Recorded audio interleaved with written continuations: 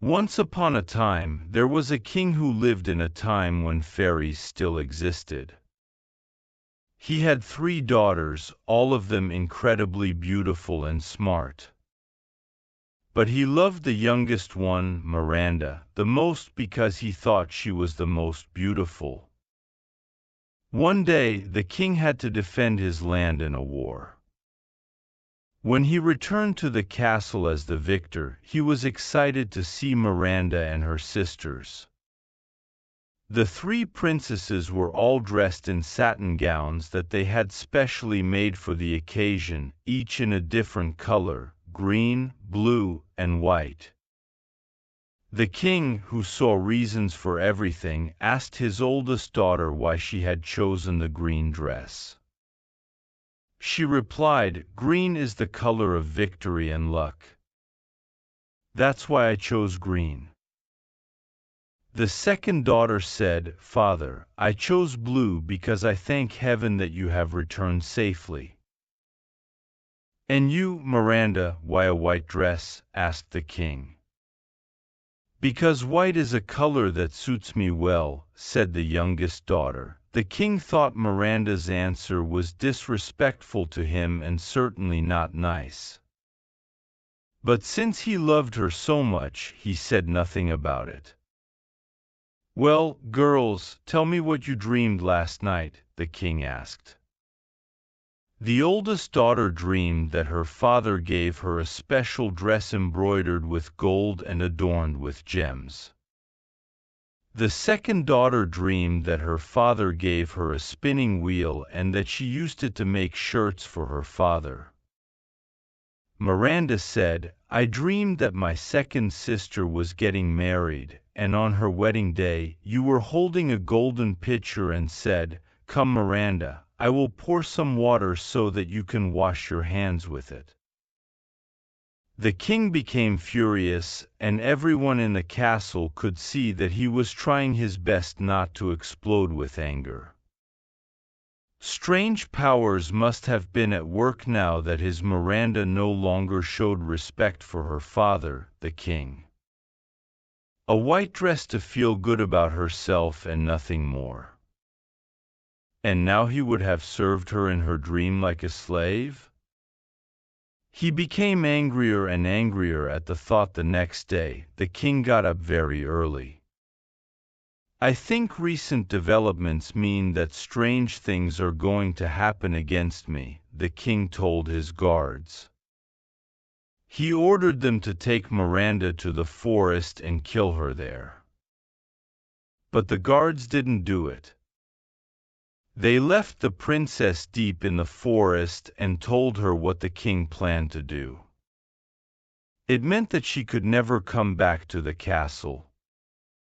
The princess walked further into the forest until she came to a flock of sheep. Among them stood a large ram who looked impressive with his golden horns and jewels. When he saw the princess, he greeted her warmly in human language. The ram explained that he was once a king, but he was cursed by a fairy. This fairy had fallen madly in love with him, but it was unrequited.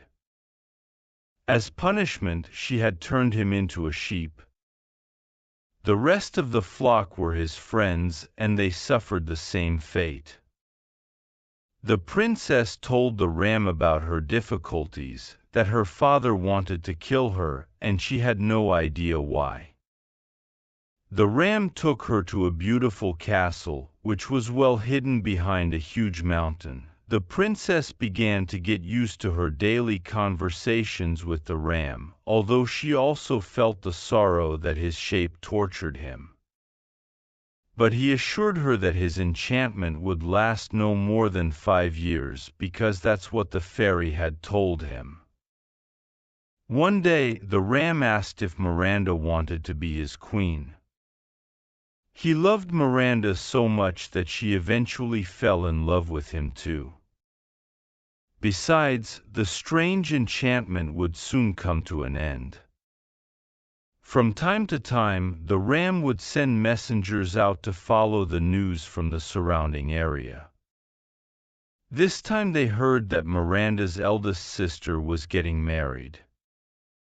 The ram loved the princess so much that he allowed her to attend the wedding. On that day, she wore beautiful clothes and no one could suspect that it was Miranda who was visiting the family castle. Even the king, her own father, did not recognize her. When she left the wedding, she left a chest for the bride. The chest contained so many treasures that the king exclaimed, "The next time she comes to our castle, we will close the gates so that she cannot leave so suddenly, as she has done today." Not long after, the ram and the princess received news that her second sister was also getting married. She begged the ram to let her go to this wedding too. The ram was uneasy and said it would bring bad luck. But he loved her so much that he could not refuse her. "Go to your sister's wedding, but it will probably mean my death," said the ram. "I let you go so that you know how much I love you." The princess assured him that she would only be gone for a short time. So she went again in beautiful clothes, and everyone who saw her was so impressed that they all thought she must be a fairy tale princess. No one could take their eyes off her. The king was even happier and had his guards lock the castle in every way possible. This time she would not be able to leave the castle unnoticed. She was shocked when she could not open the doors when she wanted to leave. The king begged her to stay a little longer for the celebration. He offered her water from a golden jug so she could dip her beautiful fingers in it. She could not resist saying at that moment, "Look now, my dream has come true.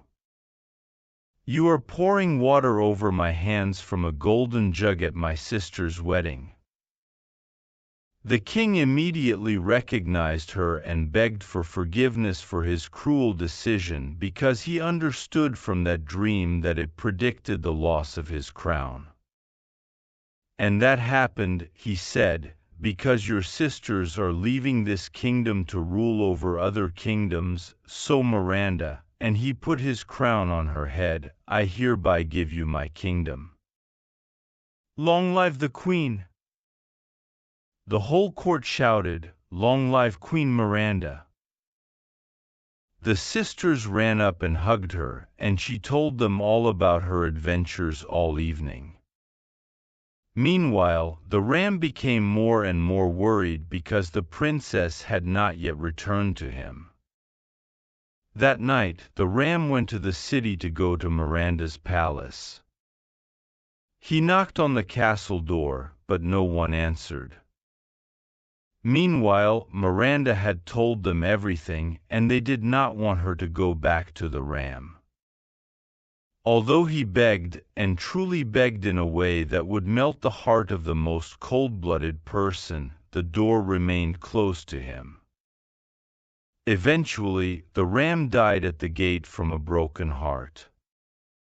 The king, who had no idea what was happening at his gate, arranged for Miranda to ride in a carriage around the city to show herself to the public as the new queen. But what did she see there, to her great sorrow, at the entrance of the palace? There lay her beloved ram, motionless on the sidewalk. She threw herself out of the carriage and ran to him. She was too late. She realized that she had broken her promise to return to him quickly, and that this had cost him his life. So you see, even if you are a princess, life does not always smile at you. Especially when you forget to keep your word. And the greatest setbacks often happen at the moment when you think you have what you always wanted to have.